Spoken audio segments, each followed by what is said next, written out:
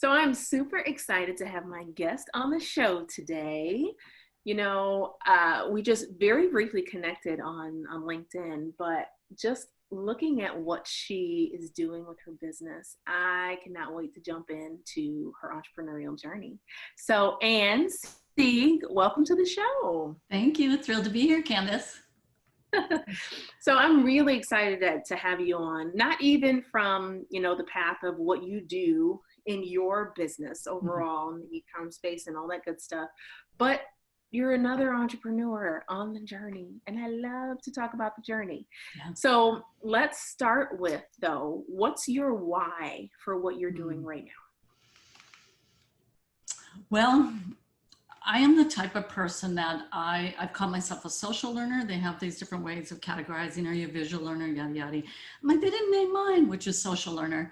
And that being that my business is, I like to have a business working with a team. I'm not so much a solopreneur. I enjoy doing it with a team. So Mhm. I have a real love and a passion for my team, number one. My closest executive, he is my first sponsor, so to speak, from 16 years ago. When I first came online, we're still working together. And I love the camaraderie and the fellowship, etc., within a team environment while running a business. So that just lights my fire. I love the brainstorming and problem solving and all that. So that's at a like what floats my boat for how I like to work within a business. Mhm. But secondarily, and probably actually more importantly, is the success of my students that we teach, because it has a little more of a global perspective of sorts, is that my goal is to strengthen the family economy. And Mhm. I believe if a family can have their financial needs met via a business, then they can better self-actualize into these higher callings that they want to do for themselves and their family. Kind of like Maslow's hierarchy of needs is, I'm going to help them solidify their financial needs. So it's not external and they might get the rug pulled out from underneath them, but rather they own a business and an asset that they control. So I'm launching entrepreneurs into the space, so to speak. And I feel like that's my most valuable contribution as a citizen, Mhm. is I create successful entrepreneurs.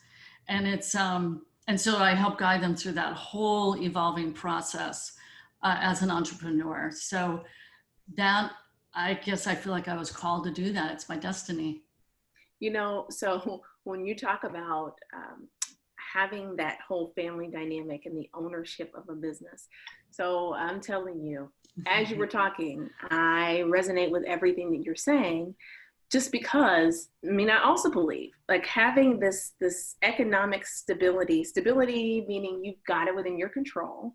Not just, oh, I've got this 9 to 5 and I've been around for a while, or the company seems to be doing well. No, it's something that you own and it's a Right. cornerstone and a legacy building. So I love that. Like Thank I you. really, really, really love that. Okay, so very cool. So tell me now, you tell me about the business that you're running right now. Like, how did you get into this space? What did you start with? And where are you now? Yeah. Okay, where did I start with? First of all, start with, probably can't see them, but on that bookshelf right there, the green and red, those are Christmas bells that I knitted. When I was a little girl, my grandma taught me how to knit those. And my mother said, Ann, you could go out and sell this in the neighborhood. So she set me up with my first store, and it was a cardboard box. It was a very fancy, sophisticated store. Just kidding. But anyways, it was a cardboard box. And then she taught me how to change, there's the dollar and the quarter. I remember I charged 50 cents a piece and 3 for $1. I had a bundled offer.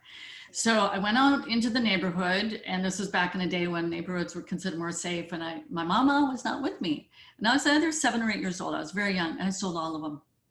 Mhm. I sold all of them. So I can't say that I was this big businesswoman right then from that moment and forward, but I do remember it like yesterday. Literally, I remember ringing the doorbell. I remember standing in front of those people, etc. Speed forward. I got into direct sales when I was pregnant with my second child, and it was a company where they have pink Cadillacs, if that sounds any bit Mhm. familiar. Yes, it does. Yeah. So that's how I got started in direct sales. And I actually really, really love sales. I think it's fun. I'm competitive. I was a sports coach 15 years. And so to me, I call business the sport of non-athletes. There's an athleticism to business. So my sports world, I was a gymnast and then I coached for 15 years. All of that helped set the foundation for me to be a business owner, because there was a lot of athleticism and self-discipline in that. So anyway, so I did that direct sales, and then I was in and out of a variety of direct sales while raising my sons, 3 boys. And my husband and I did a number of businesses. We had a windshield replacement business for 12 years. We did real estate investment, nothing big, 1 or 2 pieces of real estate. Didn't like that. Thank you very much, But here's when everything changed. So I also homeschooled my sons for 12 years. So yeah, so I have to stop you for a second, because Yeah. what you don't know is so this is like 2 weeks into this journey now, just started homeschooling 2 of my 3 children. 2 of 3. Well, I started with 1, then it was 2, and it ended up being all 3. Mm-hmm. I kind of pulled them out in pieces, but so I know with this whole COVID thing, this is a whole brave new world for a lot of people. Mm-hmm. And so kind of been there, done that, and best years of my life. I can't say they're always easy, but the raising of my boys and all that, I wouldn't trade it for anything in the world. So that is like this. And I loved coaching gymnastics, but I quit because my arms throbbed from, it wasn't carpal tunnel, it was tendonitis. Ooh. And I couldn't make dinner. It's just very disabling, so I had to quit, but I loved it so much. I love teaching. So, there I was coaching, and then the homeschooling. It all changed when I walked through Barnes & Noble one day in Harmar, is it in Harmar Mall in St. Paul, Minnesota, your neighbor to where you are. Mm-hmm. Anyways, and this book jumped out at me. In fact, it's up on that bookshelf, almost the whole set. Robert Kiyosaki's book, Rich Dad, Poor Dad. Ah, yes. Yeah.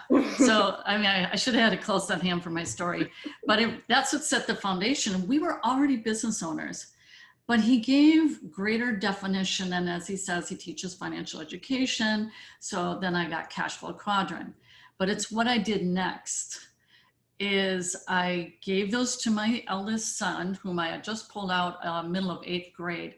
I said, you need to read every book this guy has written. Okay. Mm-hmm. So that's about 9th grade. So he starts reading those books. I'm reading the books, and we're on this kind of parallel journey. And I have a much more open-minded view of homeschooling. So that'd be a whole nother topic, but basically to say, I don't teach to test. I abhor that. My parents were both teachers, so I kind of developed my philosophy out of them being my parents and teachers, is I don't believe in the teach to test model, because that's all a state thing of, they determine these parameters. Now I'm the principal and I'll determine the parameters. Thank you very much. I hear you. and part of that was entrepreneurialism, because we were entrepreneurs. And I believe the bedrock of this country are entrepreneurs and small business owners, and that's the reality. They drive the economy, they drive jobs, etc. So my son ended up going through a lot of different businesses in high school. He could probably write a book about it. And all I told him was, I don't know if it's going to work or not, but you will learn something. Mm-hmm. So he's going through that, basically a blessing and endorsement for me that, hey, it's a-okay. And it's a trial and error thing, and it's all good. Mm-hmm. Rather than I'm going to test you and score you, and no, you're just go and do it. And then I got more serious on my end. Our paths converged when he was 18. He decided to join a direct sales company. He sponsored me in. I thought, okay, fine. Because my husband, we had our windshield business. I'm homeschooling 3 boys, helping to run the windshield business, working with the insurance companies, etc. And I decided I'm going to go all ambitious. And I think that's part of the name of your podcast. Yes. So I am really, really heavily, I'm very ambitious. I don't know if it's being a middle child, if it was getting teased as a kid. I don't know what has forged that, like, a metal in a fire, but it's there. And I just like to prove I can go up that mountain. I could just, I did it. I like that. You know what, Ann? Like, I'm listening to you talk, and I'm thinking, wow, like, check the box. There's a lot of similarities here, right? And as I'm listening to you talk about homeschooling and like I'm the principal and that type of thing. So Yeah. again, I'm going through that very similar thing, but that foundation of, you know, I believe those entrepreneurs who are like, yes, this is the bedrock of society. Yes, That's right. capitalism. Yes, Yes. this is, you know, the way we need to go forward. You see that begin to be reflected in the children. Oh yeah. The, you know, you talked about your experiences in selling with that perfect stand. Mm-hmm. I've got my kids over here selling Fun Dip for $5. That's right. Package outside. But again, like, okay, do I want, as an entrepreneur, do I want my kids to have the education that truly is rooted in my value system? That's right. Or do I want them to just, you know, to your point, study to take a test? I don't think so. No. I don't think so. And I think more and more, I don't know what you've seen, and I'm curious to hear what you've seen as you've had new students coming into your programs. With everything that's happened with COVID, there's the group of people who have always recognized that a job does not equal security. There are others who have had it smashed in their face. That's right. Right now, that they is sure have. Security.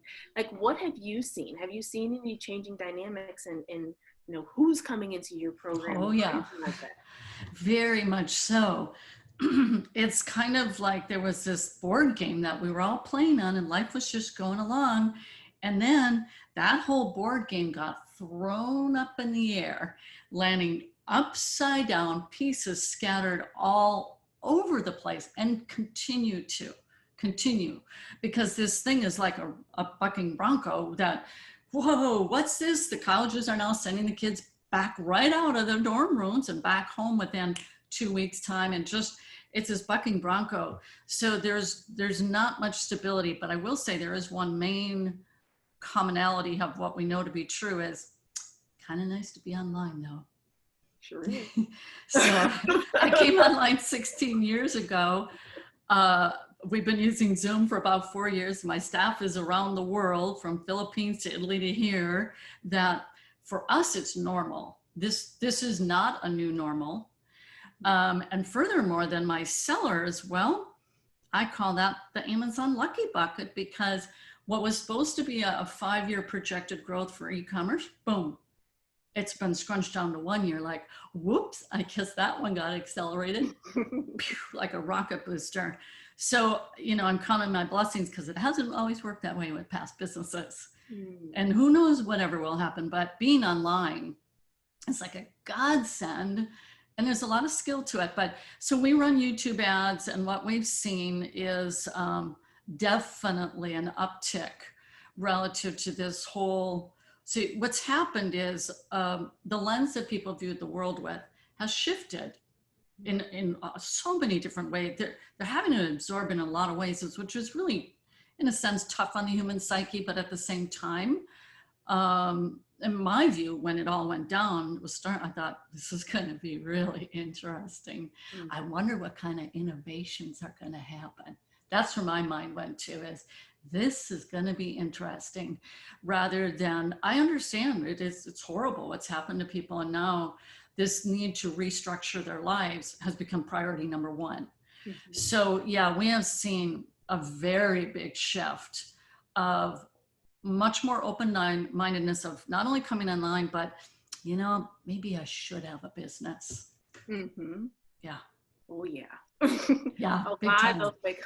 A lot of those wake-up calls happening. And yeah, it's a good thing, even though the circumstances may not seem like it for the person who's going through it. It's a good thing.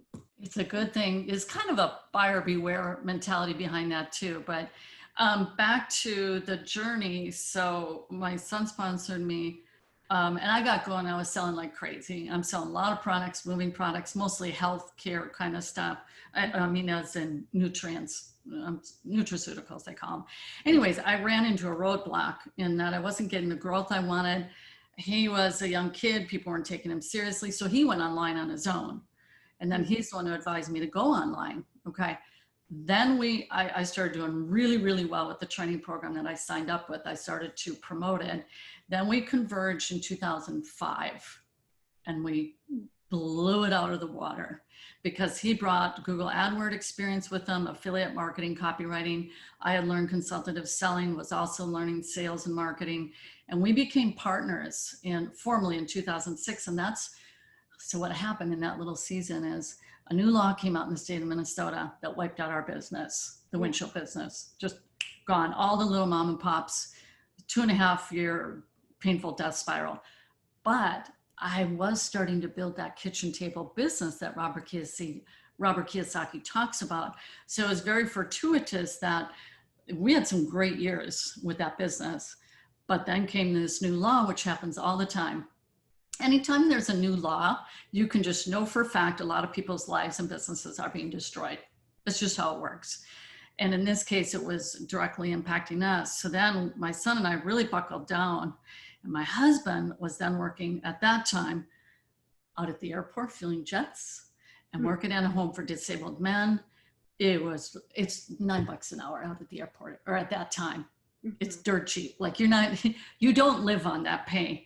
So he's doing that, just trying to do something after having a great business. And then we took off. And then, so it was in September of 2016, I told my husband, you're worth more at home than you are in that stinking job over there. And it did stink. It was a jet fuel. Literally. But it reeked. He'd come in the house. I'm like, Anyways, and then everything took off. So my first few years were teaching, we call it attraction marketing, and how to attract customers and leads into your business. And I authored 3 books, and we did 4.2 million with our paid book. There are 2 free books.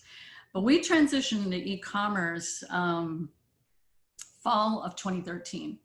And it's because this gentleman whom I was speaking about earlier, who's one of my top executives, he said, Ann, you should check this out. And I said, oh yeah, the boys had an eBay business when they're in, during the homeschooling years, they had done eBay. I said, oh yeah, it was kind of like, oh yeah, we had done e-commerce. So there was familiar ground. It wasn't intimidating. But I then referred my members at that time into e-commerce, and they just took off like grease lightning compared to the model of what I had been teaching, which is branding and lead gen and conversions and sales funnels and webinars and offers and that whole world. Yep. And so they're making just like, wow, okay. So I shifted my entire focus into e-commerce. So it's been 7 years. So that's kind of the narrative. And so kind of the big takeaway lesson is stuff will happen. Problems will happen. I tell people, write in your business plan, things will change. And then you have to learn how to adapt, which both Paul Zing-Pilzer and Robert Kiyosaki say that is the #1 skill set you need in the 21st century is adaptability. And wow, COVID has really tested the metal on that. So I tell people, get used to it. We don't like it. Our body wants homeostasis, but I'm sorry, the world isn't going to afford us the luxury of letting us hunker down and settle in for a long time. Just not that world. Changes. That's the one thing to expect. It's the new constant. Right. It's the constant. It's the constant. It's the thing to expect. I love it. So if we go back just a second, I'm thinking back to when you mentioned, you said to your husband, hey, you're worth more here than at this place over, wherever you are, the airport and all this fun. Just talk to me about that moment. Like I'm trying to get into the essence of what did that feel like for you, for him, all of that. It's a teary-eyed moment for me, and I've repeated it many times in our new member orientation.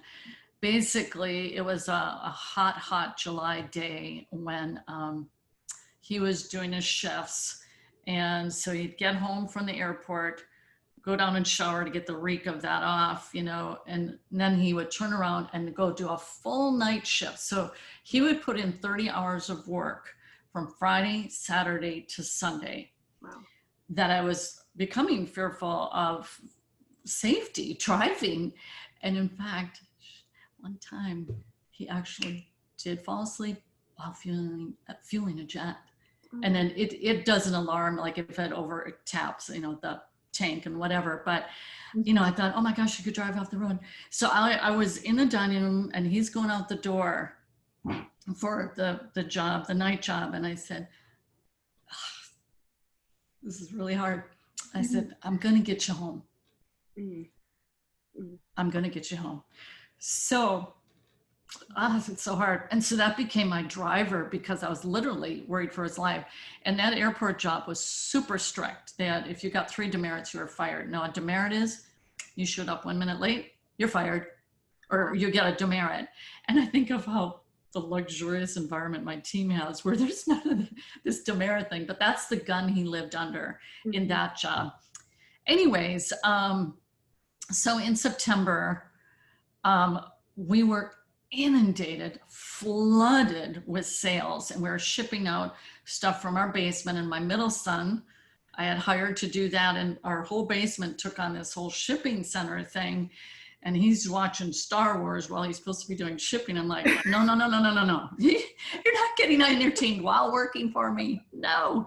But anyways, the orders were just pouring in and we would fulfill and then set them out by our back door and for the post office. And there'd just be these basketfuls of these physical orders. So I was just like, and our income just went way up really fast because of my son with Google AdWords. So I'm like, seriously, I need your help here. And so he's been home ever since. And he typed up a letter, was very polite and everything. And then he made a copy of it. And I've shared screenshots of it in my webinars the day he left that job. He was very polite. Thank you for the job. And he's never gone back since. He's been home and he makes dinner for me. Look, there you go. Everything worked out. Yes, I got that done. And in fact, he manages the entire household and all that kind of stuff. But the cooking part, he loves to cook. So, hey, listen, I hear you. I've got one of those that I love dearly. So I know what you're saying. But I love, and I keep coming back to it because, I don't know, I think it's just me. The family dynamic that underscores everything that you say, and how much of you can hear. Now, I don't know what your sons are doing today, but you can hear just sort of that foundation of, all right, you watch, you do, you learn, you understand possibility. Yeah. That's so awesome. I'll share a quick story behind that. So my mother-in-law went to Cape Canaveral for, little trip. She came back with this little magnet of the Apollo 13, I think it says. And it says, failure is not an option, is what it said. So when I first came online, I saw that there was this certification program to become a marketing consultant, and they had very rigorous standards. And I like it when there's like, set the bar high. I don't like it low. Set the bar high. Good. I'm going after it. So I signed up for it and I would be working. I'm homeschooling. I said, no, I'm kind of back to school too, boys, because I got to go through this training. I'm going to be doing this. And every time I looked at that magnet, which was just off to my monitor at that time, I thought, my boys are watching. My boys are watching. And the most important lesson I can teach them is your mama, when she sets her mind to something, consider it done. Yes. Consider it done. And it was filled, of course, there's challenges. Then I thought that would be my best, instead of yada yada textbooks and that, we had textbooks, but the character lesson, boom. And so to an extent, no wonder my son partnered with me. I proved your mama, she sets her mind, consider it done. Yes, I love that. Look, you're gonna make me tear up just because honestly, I'm resonating with what you're saying. And I recall when I left. So when I resigned from my corporate job to work in my business ventures full time. And I remember when I resigned on that last day or second to the last day, one of my coworkers, she had brought me a bottle of wine, and in the note card it said, Candace, you go and you show those girls, like you show those girls. And that's something I talk about all the time, right? The importance of they're watching. Now my girls are 6, 9, and 11. but they're watching. Yes, they are. And you only have this one life. That's right. So how do you help them make the most, never mind what standards say, right? Societal norms say. How do you help them make the most of it? And so as I'm just listening to you, I'm like, I love it. Yes, Ann. Yeah, no, well, and I had 3 boys in somewhat of a similar span there. It was 6 years, so it was 4 years between the first 2 and then the 2 years. But yeah, they're watching, you know? Mm-hmm. Always, always. So now tell me, Ann, just thinking about the business that you do today, and even, you know, the roads that you've traveled so far, what are kind of your top 3 tips for new entrepreneurs or entrepreneurs that aspire to be full-time entrepreneurs? I believe mentorship is key. I say that because I mean, I am a teacher and a coach, but it was also kind of in the order of, in biology, they call it imprinting, your first experience in. And so when I came online, I bought training. I knew the gap between me and success would be, there's knowledge I'm missing and experience. And I had the good fortune to be blessed by a really great mentor. The gentleman who's still working with me 16 years later. So training is awesome.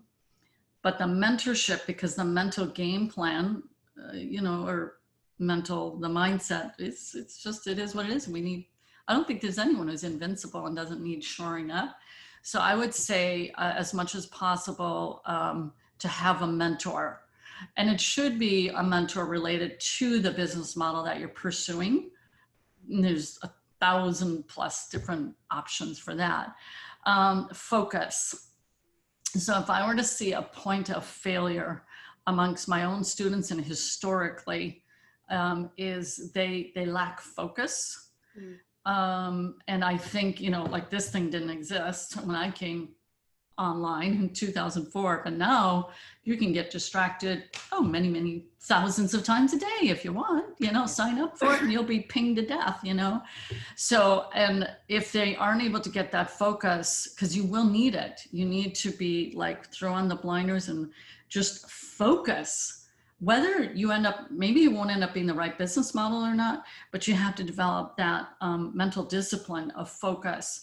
So I, for example, use a physical planner as a tip on that. And I write everything down the night before, and then I give an estimated time for completion, because ultimately we're project managers when we run a business. And then I'll set my timer. Like if I'm going to write copy, for example, and I'll go in sprints, because that's that athleticism that I talked about earlier. Business is the sport of non-athletes, and you are, by default, you become a producer. Well, go produce. Right. Then go produce. That's your job, is to go produce. So that focus in order to be a producer. And then lastly, I would say tracking. So much so, like when I first came online, I tracked everything. They gave us these tracking sheets, and I tracked, and I did it for my gymnast. I would evaluate them monthly. Okay, a handstand push-ups in 60 seconds, go, and I track it. I'm tracking, because those jumps, those hop two, that's developing the finesse and the speed and the productivity that you need in business. Plus, numbers don't lie. Numbers don't lie. In the numbers, you'll go, oh, I thought I did so much, but turns out I didn't.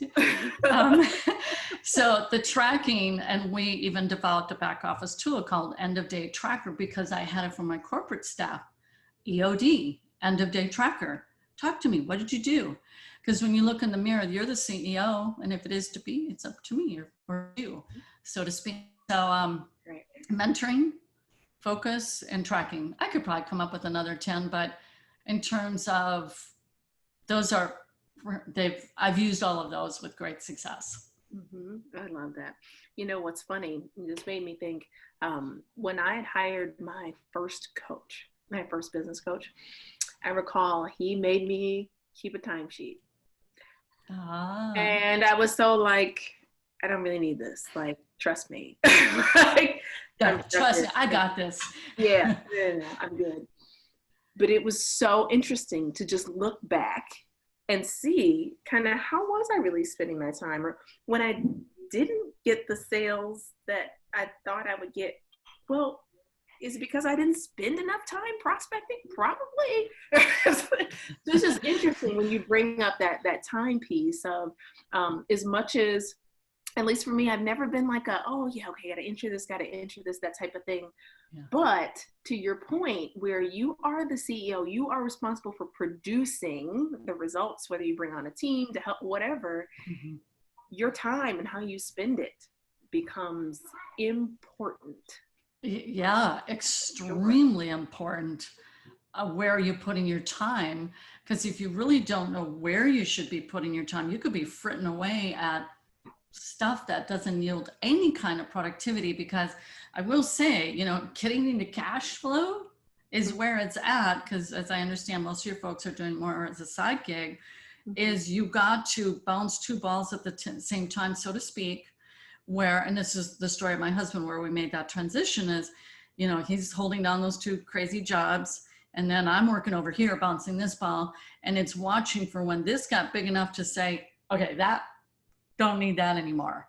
So you've got to be tracking your performance numbers so you can best gauge when is it time to jump. So for example, you can set monthly benchmarks. So you go, okay, I've hit those numbers consecutively 3 months in a row. Now I'm ready to put a more realistic goal, because I meant benchmark performance. And then you could maybe at that point make a better educated determination, not guess, but determination of when is it time to jump. But if you haven't tracked your numbers and your performance, it gets a lot harder to know when can you be in jump mode. Yep. And you just get frustrated unnecessarily. Yeah, exactly. That's the worst place to be. I love it. I love it. So, Ann, at this point, if people are listening or watching, and they're like, oh, how do I get in touch with this Ann lady? Like, I just want to connect further. Where can they find you? For me personally, it would be through Facebook or through LinkedIn. You can just message me. My focus is primarily on the growth of my current business. And as far as, if you want to see how I run my show and whatnot, it's eCommercebusinessschool.com. But for me personally, it would just be through that. I have a website with my name, but it redirects to eCommercebusinessschool.com. So giving that domain wouldn't help too much. But anyways, yeah. So I hope it's been encouraging for people. Yeah. Well, awesome. And I will tell everybody that is listening and watching, I will make sure that all of Ann's info and the eCommerce Business School info, all of that is in the show notes at CandiceSpears.com. So you can grab it there. Ann, this has been a fantastic, like you have just blessed my soul conversation today. Thank you. I'm so happy that you took the time to join. So thanks for being on. Oh, it's my pleasure. Thank you.